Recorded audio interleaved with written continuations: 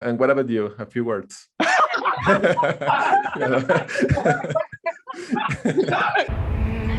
Sandman. Esto sí es cine. Hi, guys. Hi. Okay, I can hear you now. Hey. Yeah. How are you? Nice to meet you. Yeah, lovely to meet you too. Hi, how are you? Well, thank you. How are you? Hey. I like your room. I have a lot of freaky things. Yeah. The main character in this show is Dream, you, Mr. Tom. So I have this question. What will be the best dream and the worst nightmare in which you could be trapped? I think it would have to be one.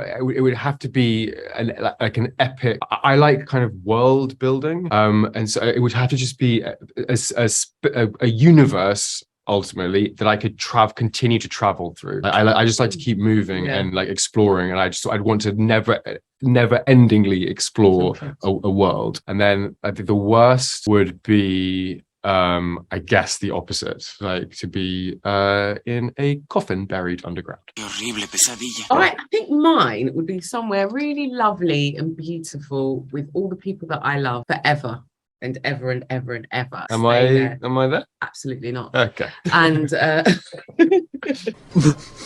Goodness, that is huge. Okay, I'll tell you this. I hate my feet being messed with. Like, I find pedicures incredibly difficult because I do want them to be done, but I am incredibly ticklish. Like, it's painful. So I guess my worst nightmare, my idea of hell would be to have someone endlessly tickle my feet, like endlessly play with my feet would be truly my idea. Would be an inescapable nightmare. Well, I have a fear of roller coasters, so being on a roller coaster that you can't get off. Ooh. That would be a bad one. Or just being in a queue that never ends. Dreams and nightmares that I create and which I must control. I think the best dream in which I could be trapped is a dream in which everybody in the world watches Sandman on August the 5th and loves it. And the worst nightmare in which I could be trapped is a world in which everybody in the world is watching Sandman on August the 5th and planes fall out of the sky, hospitals collapse, terrible things occur because they aren't actually doing what they should be doing. They're just at home watching 10 hours of Sandman. Your waking world is shaped by dreams. We know John Constantine, but Johanna Constantine also exists in the comics. So what makes your Constantine different in this series? Well, so we have Lady Johanna Constantine and Johanna Constantine in this series, who are direct relation. Obviously, very, very different characters with similar skills, similar skill sets, similar traits, but I feel like Lady Johanna Constantine is cold, cunning, calculated, very much obviously what we see in the comic books. And I think where we meet Johanna Constantine, she is just Alan's and Neil's idea is that she's a lot more she's kind of upgraded. She's a successful businesswoman. She's flying at the top of her game. She's exorcist to the royal family, but within that she's still very much the Constantine that we all know, who is the lone warrior. I could do without dreams for a while. I haven't had a decent night's sleep in ages. Mr. Boyd, you had an experience playing a villain in Logan. So what did you enjoy most about playing another fantastic villain with these supernatural abilities like the Corinthian? Well, I definitely wanted to do something different and to see how, different villains can shapeshift and be different entities. So, yeah, but at the end of the day, I always approach a character that they're not bad or they're not just good. They are who they are. And I don't think anyone who it's fascinating watching, interviews with serial killers. They don't really feel like they've done that bad of a thing. It's almost like it's come natural to them. So that's really how I approached the Corinthian.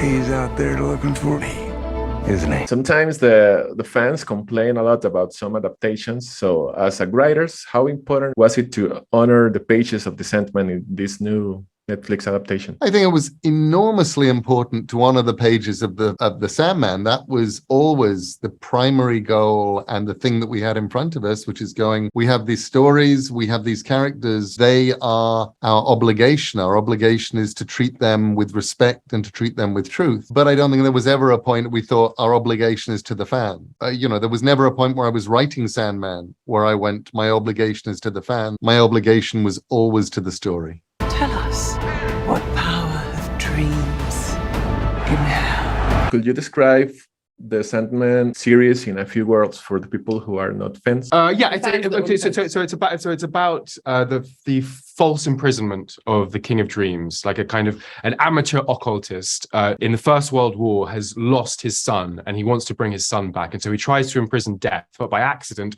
imprisons his sibling Dream and keeps him trapped for 100 years. Over the course of that time, the world falls apart because our dreams and our subconscious is such an important, integral part of who we are. When he escapes, Dream has to get back his power, his tools of office, his helm, his ruby, and his sand. And he goes on a quest across many worlds. Yes. He ends up in hell. He ends up in the fantasies of a madman called John Dee and with a brilliant occultist exorcist called Johanna Constantine. And once he's done that, he uses that power to try and rebuild the dreaming, his home, the land of the unconscious, and must bring back the dreams and nightmares that have escaped and are causing havoc amongst the world. And in doing so, it's a wild ride.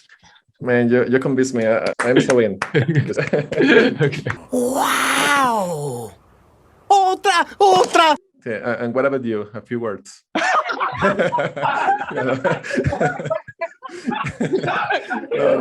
you trolling me right now? You want me to follow that? What he said. And it's a story that explores the human condition and who we are and humanity. Amen. Where's my clap? I love it. Thank you.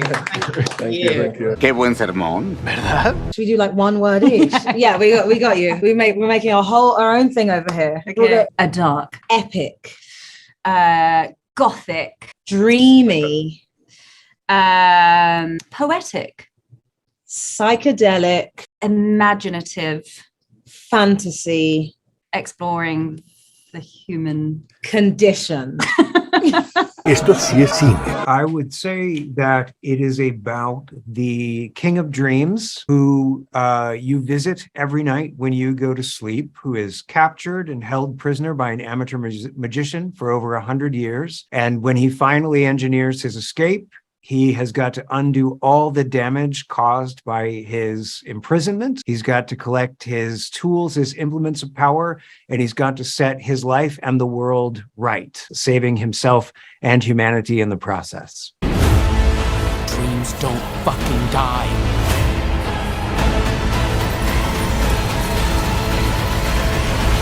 Esto sí es cine. It was a pleasure. Thank you for your time. Thank you. Thank you. Bye-bye. Bye. And thank you very much, guys, for your time. It was a pleasure. Thank you. And thank you very much, guys. It was a pleasure. Thank you for your time. Lovely to meet you. Lovely to meet you. Bye-bye.